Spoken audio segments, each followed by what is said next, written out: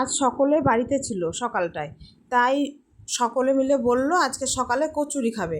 কিন্তু কচুরি করব বললেই তো আর এইসব খাবার খুব তাড়াতাড়ি করা হয় না। তা মেয়ে বলল, মা চল আমি আটাটা মেখে দিচ্ছি, তুমি কচুরি করো।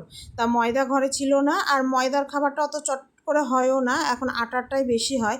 তাই এখানে আটাটা মেখে নিয়েছিলাম ময়াম দিয়ে, আর ঘরে তো ছোলার ছাতু থাকেই, সেটা একটু মশলা করে মাখিয়ে নিয়েছিলাম।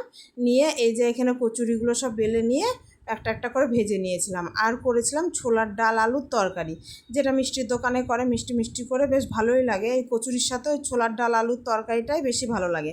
দাঁড়ান কচুরিগুলো বেলি আর এই সাইডে একটা একটা করে রাখি, একটু দেরিও হয়ে গেছে, তাই দাদুর জন্য আগে ভেজে আমি খেতে দিয়ে চলে এসেছি।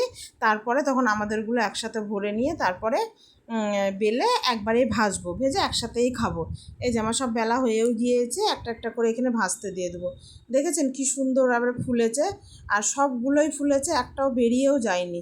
আর হয়ও খুব সুন্দর, খেতেও খুব ভালো লাগে, হজমও হয় খুব তাড়াতাড়ি। তাই এখন ওই ময়দার থেকে আমি এখন এই আটা দিয়েই সব জিনিস বেশি করি।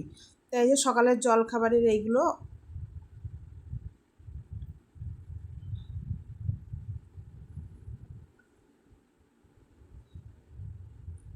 চলুন এবার সব হয়ে গিয়েছে ভাজা, এবার পরপর সব খেতে দিয়ে দেবো।